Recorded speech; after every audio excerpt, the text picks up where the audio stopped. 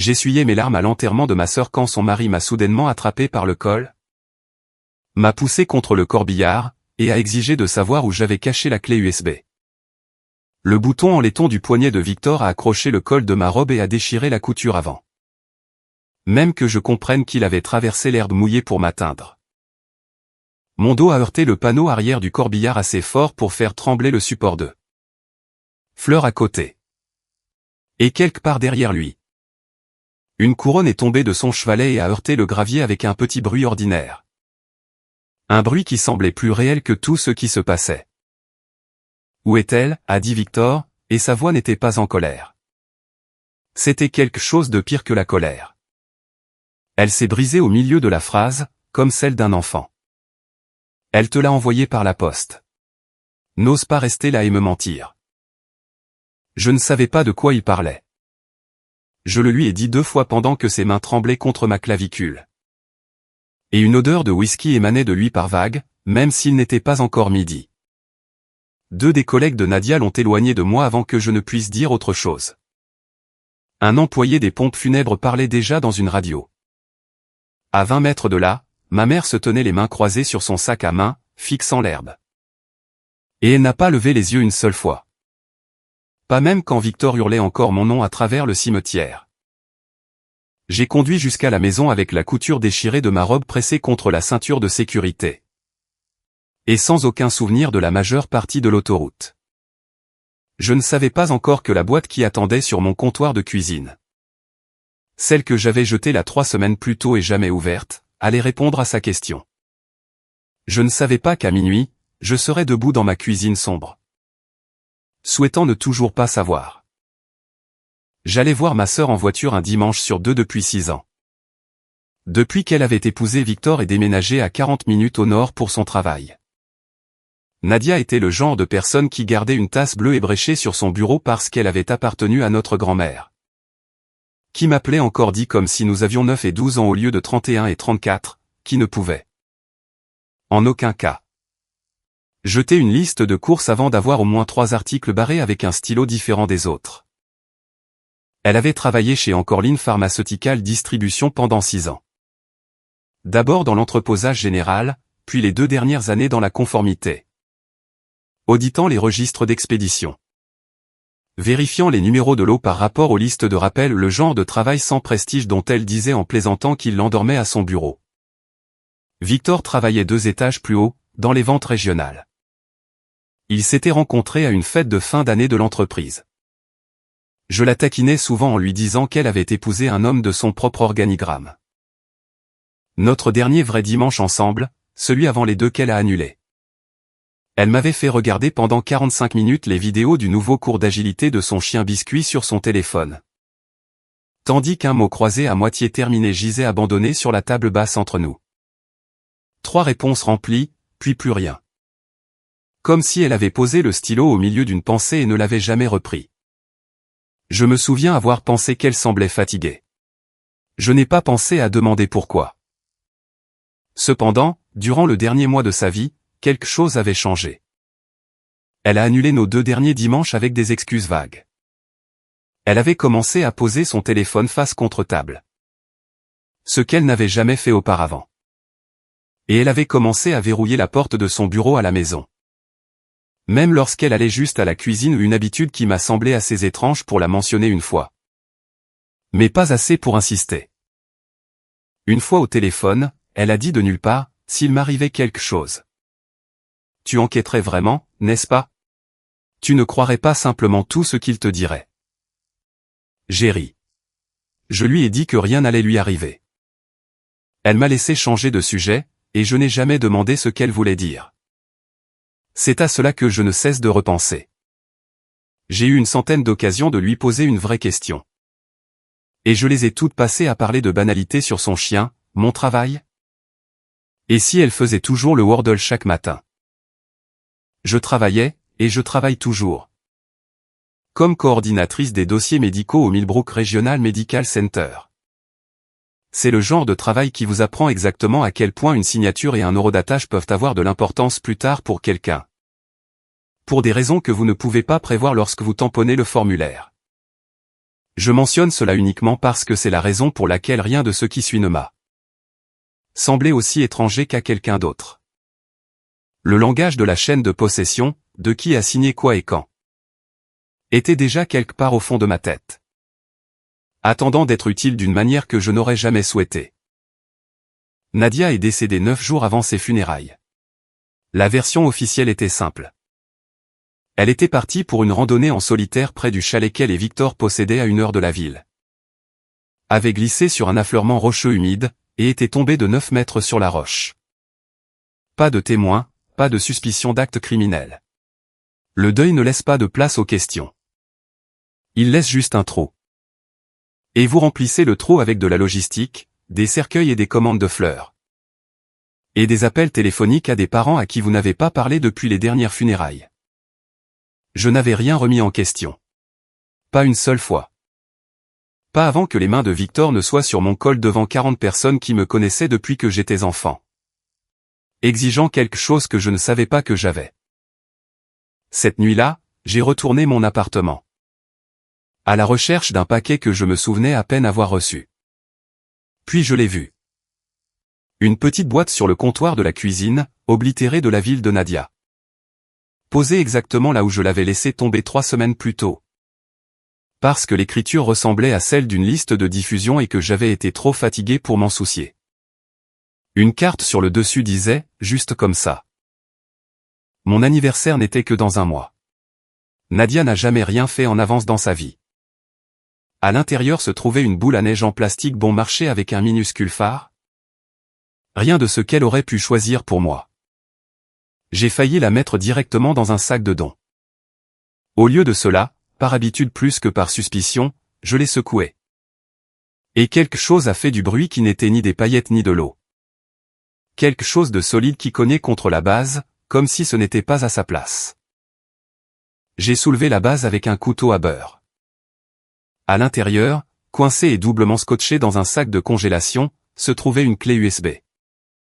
Pliée autour, il y avait une note de son écriture.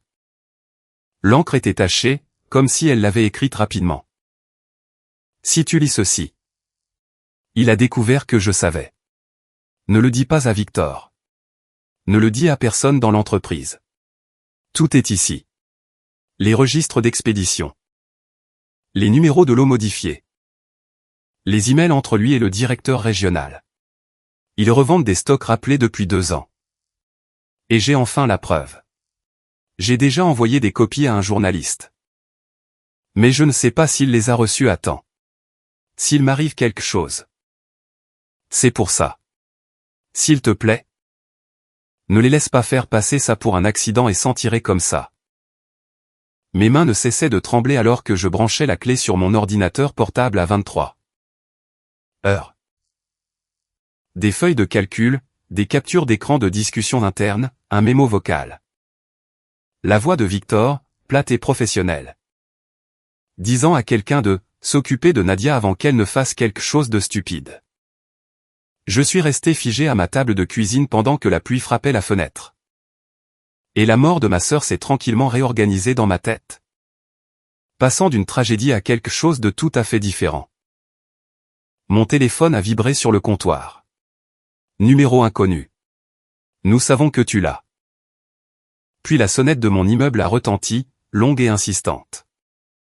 À près de minuit, elle n'arrêtait pas. Je suis resté dans ma cuisine à regarder ma porte d'entrée au pas de trou de serrure, pas de chaîne. Une serrure que je devais remplacer depuis 1 an et j'ai fait la seule chose qui avait du sens. Je n'ai pas bougé. Je l'ai laissé sonner encore 4 fois avant qu'une voix ne sorte du haut-parleur de l'interphone.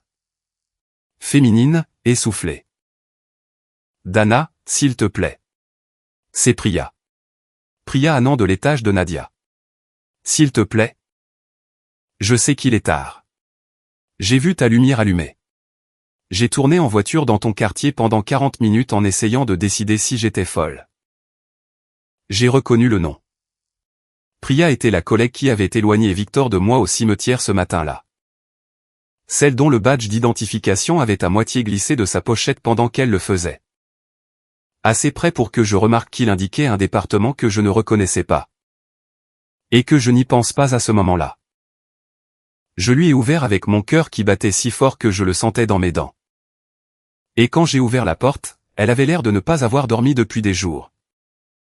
Les yeux cernés, toujours dans le même cardigan noir que celui des funérailles. Serrant son téléphone comme s'il pouvait lui être enlevé.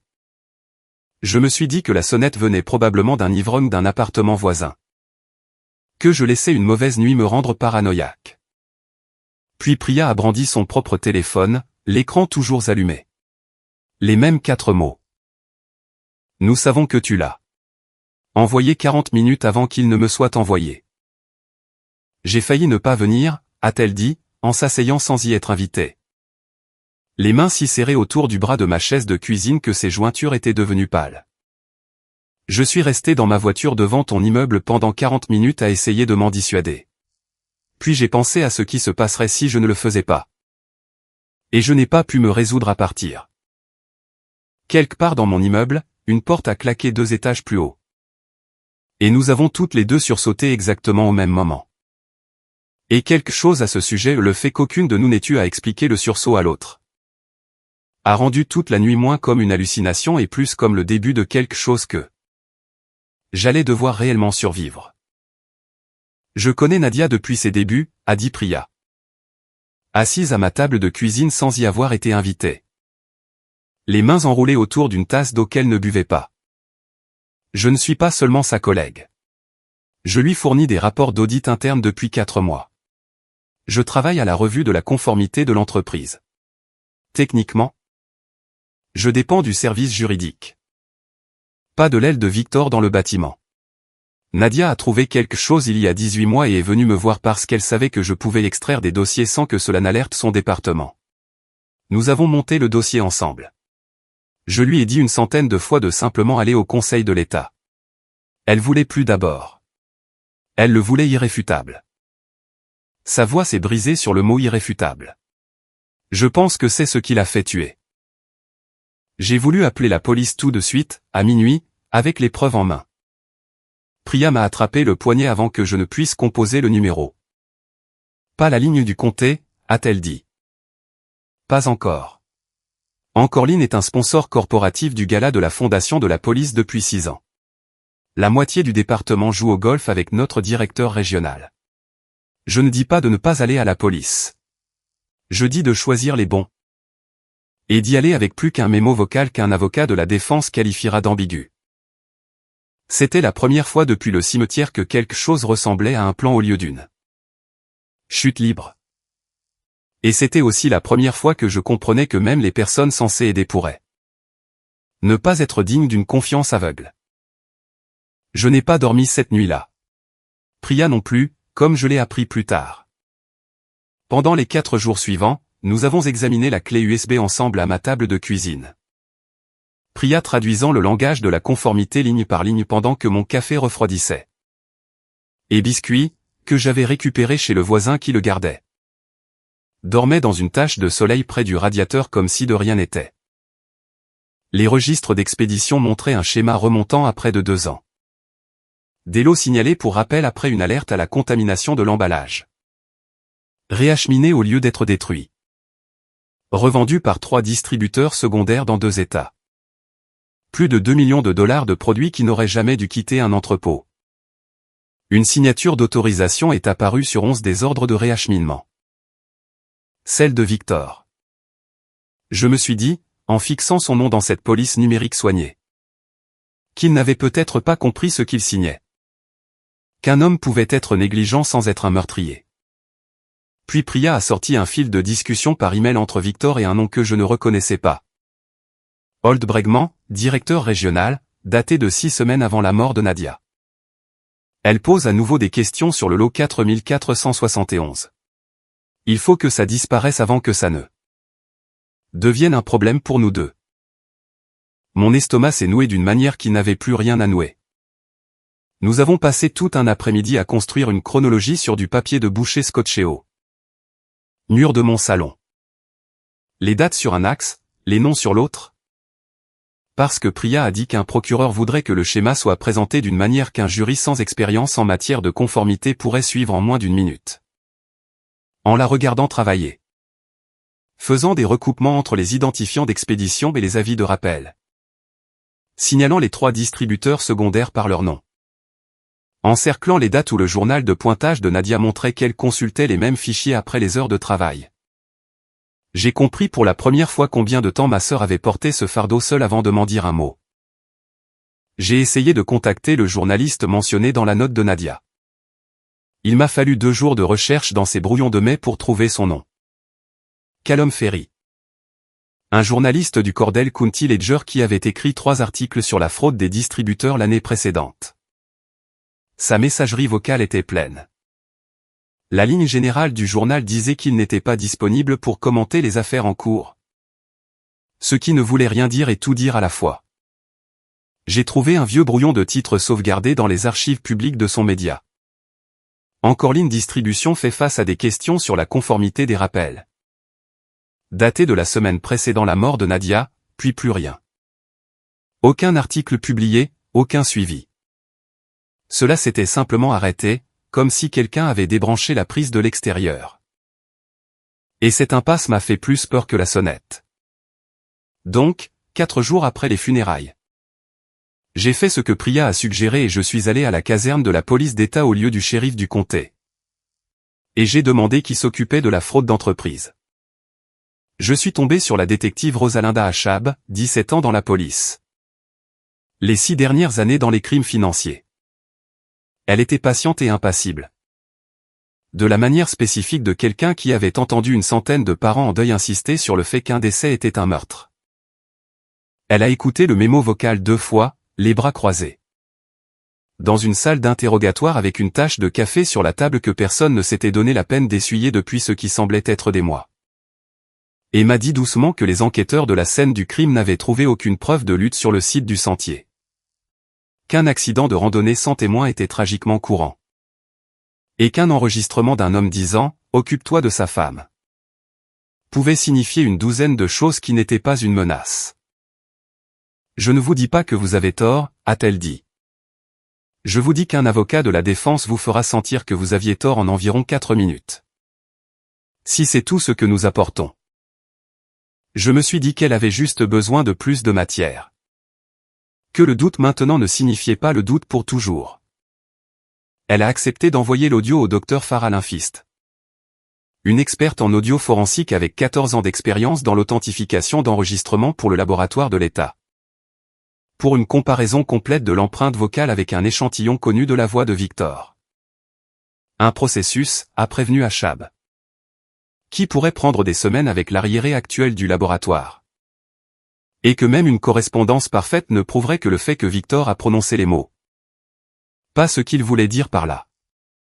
Elle a enregistré la clé USB elle-même comme preuve sous un numéro de dossier qui semblait absurdement petit et officiel pour quelque chose qui avait pris toute ma vie. M'a donné une photocopie du formulaire d'admission pour mes propres dossiers. Et m'a tendu sa carte avec un regard qui me disait de ne pas retenir mon souffle. C'est ma mère qui a craqué la première. 4 jours plus tard. J'étais allé chez elle pour lui demander prudemment si elle se souvenait de quelque chose d'étrange dans les semaines précédant la mort de Nadia. Des visites annulées, des appels tard dans la nuit, n'importe quoi. Ma mère est restée très immobile à sa table de cuisine, les mains autour de son café. La même posture qu'elle avait au cimetière, et a finalement dit que Victor lui avait donné 10 000 $ 3 jours avant la mort de Nadia. Présenté comme une aide pour les frais funéraires, juste au cas où il arriverait quelque chose. On ne sait jamais à son âge, s'était-elle dit. Et n'avait pas posé de questions parce que Victor avait toujours été généreux, et parce que 10 000 $ résolvait un problème très réel dont elle avait eu trop honte de parler à l'une ou l'autre de ses filles. J'ai senti quelque chose se tordre dans ma poitrine qui n'était pas tout à fait de la colère et pas tout à fait du chagrin. Il t'a donné de l'argent pour des funérailles 3 jours avant sa mort, ai-je dit. Et j'ai vu le visage de ma mère prendre la couleur du comptoir. Elle n'avait pas mis ces 2 faits côte à côte jusqu'à ce que je le dise à voix haute. Ses mains se sont mises à trembler autour de la tasse de café. Et pendant une seconde, j'ai cru qu'elle allait la laisser tomber. Tu penses que j'accepterais de l'argent pour fermer les yeux sur ma propre fille, a-t-elle dit. Et ce n'était pas vraiment une question.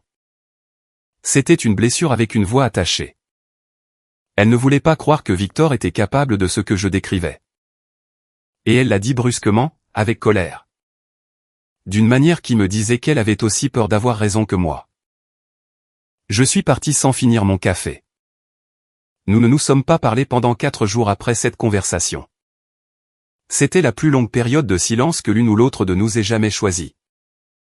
Et j'ai passé la plupart de ce temps à me demander si je ne venais pas de lui donner un deuxième deuil à porter en plus du premier. Le tournant est venu d'un endroit que je n'attendais pas. Les recherches initiales de Priya sur la piste d'audit interne avaient également mis au jour un document qui semblait au premier abord briser toute la chronologie. Un ordre de réacheminement, daté de la semaine de la mort de Nadia. Qui semblait porter le propre code d'autorisation de ma sœur, pas celui de Victor. Pendant 6 heures terribles, j'ai cru que ma sœur aurait pu faire partie du complot elle-même. Jusqu'à ce que Priya recoupe les métadonnées de connexion et découvre que l'entrée avait été générée depuis un terminal à l'étage de Victor à 6h40. 1 heure avant même que le badge de Nadia ne soit scanné dans le bâtiment ce matin-là. Quelqu'un avait utilisé ses anciennes informations d'identification, non retirées, pour falsifier la trace écrite, non pas pour accuser Nadia de fraude qu'elle avait déjà dénoncée. A supposer Priya, mais pour faire croire, si quelqu'un venait à fouiller, qu'elle avait été une participante consentante plutôt qu'une lanceuse d'alerte. C'était la première preuve tangible que cela allait plus haut que Victor seul. Et cela signifiait que quelqu'un avait couvert ses traces avec une réelle sophistication des jours à l'avance. 10 jours après les funérailles, Priya m'a appelé, avec une voix différente, plus faible, prudente. Comme si elle lisait un script. Quelqu'un se tenait derrière elle et regardait son téléphone. Je dois aller chez ma sœur en Ohio pendant un certain temps, a-t-elle dit. Un truc de travail. Puis, juste avant de raccrocher, si bas que j'ai failli le manquer. Quelqu'un est entré dans mon appartement hier. Il ne manque rien. Il voulait juste que je sache qu'il pouvait entrer. Je l'ai rappelé 4 fois au cours des 2 jours suivants. C'est tombé directement sur la messagerie vocale à chaque fois. Le même message d'accueil automatisé et plat, aucun message personnel. Comme si le compte lui-même s'était caché avec elle. Je suis passé devant son immeuble une fois à 20h et j'ai trouvé ses fenêtres sombres et son courrier qui s'accumulait déjà derrière la porte vitrée du hall. La seule personne qui avait traversé cela avec moi avait disparu exactement au moment où j'avais plus besoin d'elle. Et personne, ni le détective, ni le média du journaliste, ni ma propre mère ne répondait non plus à son téléphone. Pendant 2 jours entiers. J'ai eu l'impression que toute l'affaire avait été construite sur des gens qui disparaissaient au moment où j'avais besoin de m'appuyer sur eux. C'est la même semaine que j'ai appris d'une ligne désinvolte dans l'un des emails sauvegardés de Nadia. Qu'Encorline était à 6 jours de la conclusion d'une acquisition par un conglomérat de distribution nationale. Une transaction qui, selon une clause de diligence raisonnable que j'ai trouvée résumée dans un article de la presse spécialisée, permettrait à la société acquéreuse de classer la plupart des dossiers internes d'Encorline antérieurs à la fusion comme des données héritées, et de les purger des systèmes conservés dans les 90 jours suivant la conclusion. J'ai lu cette clause 4 fois avant qu'elle n'ait un sens, puis je l'ai parfaitement comprise. Une transaction de plusieurs millions de dollars était sur le point de faire disparaître légalement l'historique des expéditions internes des 2 dernières années. Comme prévu, sans qu'aucune malversation ne soit nécessaire pour expliquer le vide. Tout ce qui se trouvait sur cette clé USB existait dans un seul autre endroit. Dans les documents originaux que Nadia avait envoyés par la poste à un journaliste qui était apparemment devenu silencieux. Une fois la fusion conclue, la trace écrite que Priya et Nadia avaient mis 18 mois à constituer n'aurait plus d'autre endroit où vivre qu'une boule à neige que j'avais failli jeter. J'avais 6 jours. Et chacune des personnes qui auraient pu m'aider à avancer plus vite, le détective, le journaliste, ma propre mère était pour une raison ou une autre actuellement injoignable. J'ai appelé une avocate spécialisée dans les lanceurs d'alerte dont j'ai trouvé le nom grâce au service de référence du barreau de l'État. Une femme nommée Mara Soulberg, qui a pris mon cas lors d'un premier appel qui a duré 90 minutes. Il s'est terminé par le fait qu'elle m'a dit sans embâche que posséder des dossiers internes de l'entreprise de la manière dont je les possédais actuellement, en dehors d'une assignation à comparaître, en dehors de toute chaîne de possession légale, me mettait réellement en danger d'une accusation d'obstruction ou de vol de secrets commerciaux si cela tournait mal avant que cela ne devienne public. Lanceuse d'alerte ou non. Vous devez faire entrer cela dans une chaîne officielle dans les 48 prochaines heures. A-t-elle dit. Non pas parce que c'est la chose noble à faire. Mais parce que c'est la seule chose qui vous empêchera de vous retrouver dans un tribunal du mauvais côté de la table. La demande d'expertise de la détective Achab pour le mémo vocal était toujours en attente dans une file d'attente de laboratoire sans date promise. Priya était partie. Le journaliste était silencieux. Les preuves de ma sœur étaient, pour le moment, entièrement à moi de les protéger. Et j'ai compris pour la première fois à quel point cela me rendait seul. C'est Victor qui est apparu ensuite, 4 nuits avant la clôture de la fusion, à 23h40. Martelant la porte de mon appartement au lieu de sonner à l'interphone cette fois. J'ai failli ne pas ouvrir. Je ne suis toujours pas sûr de la raison pour laquelle je l'ai fait. Sauf qu'une partie de moi avait besoin de le regarder sans un corbillard et 40 parents entre nous. Il avait l'air pire qu'aux funérailles. Mal rasé, une ecchymose fraîche le long de la mâchoire qu'il n'a pas expliquée. Des yeux qui glissaient constamment vers le couloir derrière lui comme s'il s'attendait à ce que quelqu'un s'y trouve.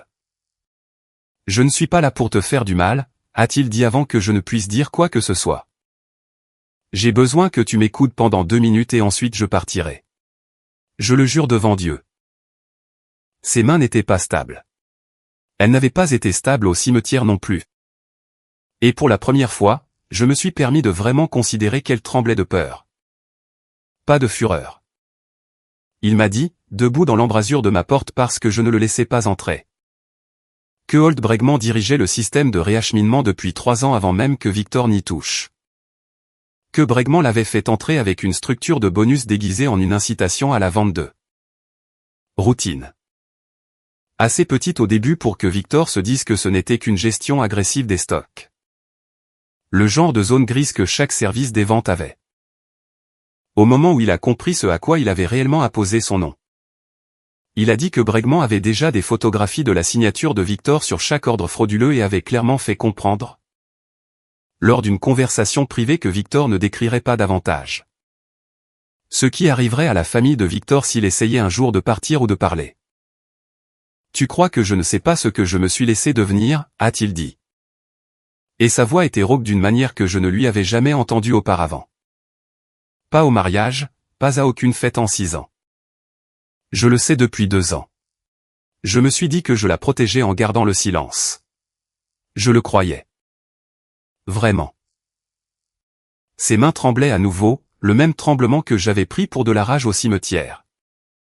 Et cette fois, je me suis permis de le regarder vraiment au lieu de reculer.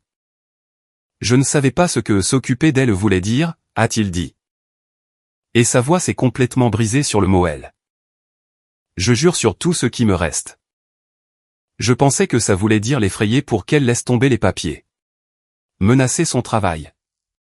Peut-être. Je ne pensais pas. Je n'aurais jamais. Il ne pouvait pas finir la phrase.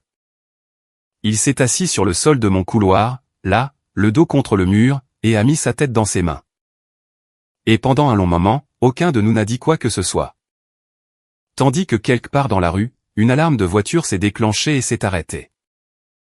Je suis resté là avec le meurtrier de ma sœur. Ou peut-être juste un lâche qui avait aidé à construire la machine qui l'avait tué. Et j'ai ressenti quelque chose que je ne m'attendais pas à ressentir envers lui. La reconnaissance spécifique et écœurante qu'une personne peut se raconter une histoire assez généreuse pour y vivre. Jusqu'à ce que l'histoire ne tienne plus. Il a dit qu'il voulait récupérer la clé USB, non pas pour la détruire, a-t-il insisté. Mais pour la remettre lui-même à un contact fédéral qu'il prétendait avoir. En échange d'une protection contre Bregman avant que Bregman ne décide que Victor était devenu un passif. Lui aussi.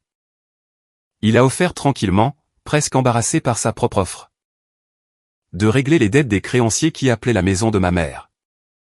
Pour s'assurer que ce qui allait suivre ne la toucherait pas. Pendant un long et vilain moment. Debout dans l'embrasure de ma porte à minuit avec ma sœur enterrée depuis 9 jours. Je me suis permis de l'imaginer.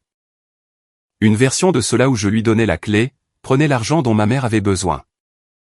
Et laisser l'histoire se terminer là, calme et supportable. Je ne suis pas fier du temps que je me suis permis de l'imaginer. Puis j'ai pensé à l'écriture de Nadia tachée d'encre parce qu'elle avait écrit cette note à la hâte. Effrayé, et j'ai dit non à Victor. Je lui ai dit que je donnais tout au détective et à l'avocate ensemble le matin. Qu'ils viennent avec moi ou non. Ils me tueront avant ça, a-t-il dit. Et pour la première fois de la nuit, il n'avait pas l'air de jouer la peur. Il en était certain. J'ai appelé Mara Soulberg depuis ma table de cuisine avec Victor toujours debout dans mon couloir. Refusant de partir, refusant d'entrer. Elle m'a dit d'aller au commissariat de la détective Achab dès son ouverture. Tous les deux ensemble, et d'apporter tout, la boule à neige originale, la clé USB, la note. La déclaration volontaire de Victor enregistrée sur mon propre téléphone avec sa connaissance. Un suspect coopérant ayant connaissance du système vaut plus pour un procureur que tout ce que vous détenez. A-t-elle dit. Amenez-le dans cette pièce avant que Bregman ne l'atteigne en premier. Je n'ai pas dormi. Ni Victor, qui est resté assis sur le sol de mon couloir. Le dos contre le mur jusqu'au lever du soleil, refusant le numéro de ma mère. Refusant l'aide de quiconque sauf la mienne. Un homme qui m'avait terrifié 11 jours plus tôt, maintenant trop effrayé pour être ailleurs. Nous étions à 3 pâtés de maison du commissariat à 7h50 le lendemain matin quand Priya a appelé. D'un numéro que je ne reconnaissais pas. Vivante, furieuse, en sécurité. Elle était restée chez sa sœur sous un autre nom après l'effraction. Assez terrifiée pour disparaître complètement jusqu'à ce qu'un message de Callum Ferry refasse surface. Apparemment. N'étant devenu silencieux la première fois qu'après que son rédacteur en chef ait tué l'histoire sous la menace d'un procès en diffamation de la part de l'équipe juridique d'Encorline. Il l'a contactée par l'intermédiaire d'un contact mutuel. Lui demandant si elle accepterait de témoigner maintenant qu'une unité fédérale des crimes financiers, informée séparément par le cabinet de Mara Soulberg, avait déjà ouvert un dossier préliminaire. Tout convergeait à la fois, à 6 jours d'une fusion qui aurait tout enterré pour toujours. Et rien de tout cela n'avait été coordonné. Cela avait juste finalement manqué d'endroit où se cacher. Ce qui s'est passé au cours des 2 semaines suivantes s'est produit si rapidement que je n'en ai compris la forme que par morceaux. Le laboratoire de la police scientifique de l'État a authentifié le mémo vocal le jour même où des agents fédéraux ont exécuté un mandat de perquisition dans les bureaux régionaux d'Encorline, saisissant les serveurs avant que l'acquisition ne puisse être conclue. Holt Bregman a été arrêté à son domicile 2 jours plus tard et inculpé de fraude électronique, de complot et une fois que le bureau du médecin légiste a rouvert le dossier de Nadia à la demande de la détective Achab, et que le réexamen par le docteur Aoza Bramwell des photos de l'autopsie originale a révélé des ecchymoses par force contondante incompatibles avec une simple chute de meurtre au 2e degré. La caution a été fixée à 1,8 million de dollars et refusée pour risque de fuite. Victor a été inculpé séparément de fraude et de complot et, sur les conseils de Mara Soulberg, est devenu le témoin coopérant de l'accusation contre Bregman en échange d'une peine réduite. 18 mois, plus une restitution, plus un casier judiciaire qui le suivrait pour le reste de sa vie. L'article de Callum Ferry a fait la une du Ledger la même semaine, avec le nom de Nadia en titre au lieu de celui d'une entreprise, et en quelques jours, les agences de presse l'avaient repris au niveau national. L'action d'Encorline s'est effondrée. L'acquisition a échoué. 2 autres anciens employés se sont manifestés en un mois, décrivant le même système de réacheminement remontant plus loin que quiconque ne l'avait réalisé. Je pensais que ce serait la fin, que la révélation serait toute l'histoire. Ce n'était pas le cas. 3 semaines après l'arrestation de Bregman, un procureur fédéral a appelé pour me dire que les relevés téléphoniques récupérés sur ses appareils saisis montraient un appel passé à un numéro non enregistré le matin de la mort de Nadia, 40 minutes avant sa dernière localisation confirmée sur le sentier. Et que le numéro remontait à un homme avec 2 condamnations antérieures pour agression qui effectuait des travaux contractuels occasionnels pour la société de sécurité privée de Bregman. Il a été arrêté dans un motel à 2 états de là 1 semaine plus tard. Cela a transformé la mort de Nadia d'une abstraction, un nom sur un acte d'accusation, en quelque chose avec une main réelle attachée. Et cela signifiait que le dossier contre Bregman était passé de solide à incassable en un seul Après-midi. Ma mère m'a lu la mise à jour à haute voix au téléphone 2 fois. Puis n'a rien dit pendant un long moment. C'était la première fois depuis les funérailles que l'une de nous pleurait là où l'autre pouvait l'entendre. Priya est retournée à la société qui a succédé à Encoreline 6 semaines plus tard. Non pas à la revue de la conformité cette fois, mais en tant que nouvelle directrice de l'intégrité réglementaire. Un poste que la nouvelle direction a créé, m'a-t-elle dit sans embâche. Parce que ça a meilleure apparence que de ne pas en avoir. Et parce que je leur ai dit que je retournerais directement voir les fédéraux s'ils ne le faisaient pas. Elle garde toujours la vieille tasse bleue ébréchée de Nadia sur son bureau. Elle a d'abord demandé la permission de ma mère. Je suis allé sur le sentier près du chalet au début du printemps. Une fois qu'une date de plaidoyer avait été fixée pour l'affaire et que le sol avait suffisamment dégelé pour y marcher. Je n'ai pas apporté de fleurs. J'ai apporté la boule à neige à la place. Le phare en plastique bon marché que Nadia avait utilisé pour cacher la seule chose qui comptait plus que sa propre sécurité. Et je l'ai posé sur l'affleurement rocheux où elle est tombée, face à la vallée. De la manière dont elle faisait face aux choses, de front, tranquillement. Refusant de détourner le regard la première. J'ai pensé aux mains de Victor sur mon col au cimetière. Tremblant si fort que je l'avais pris pour de la rage. J'ai pensé au temps qu'il m'avait fallu pour comprendre que la peur et la culpabilité peuvent se ressembler exactement de l'extérieur. Et qu'aucune des deux n'excuse ce qu'une personne se laisse devenir complice. Bregman attend son procès dans une cellule sans vue et sans plus aucun levier pour menacer qui que ce soit. Victor est quelque part en train de finir ses 18 mois. M'écrivant des lettres que je n'ai pas encore décidé d'ouvrir. Aucun des deux n'a plus jamais à demander ou quoi que ce soit est caché. Plus rien ne l'est. C'était ça le but depuis le début.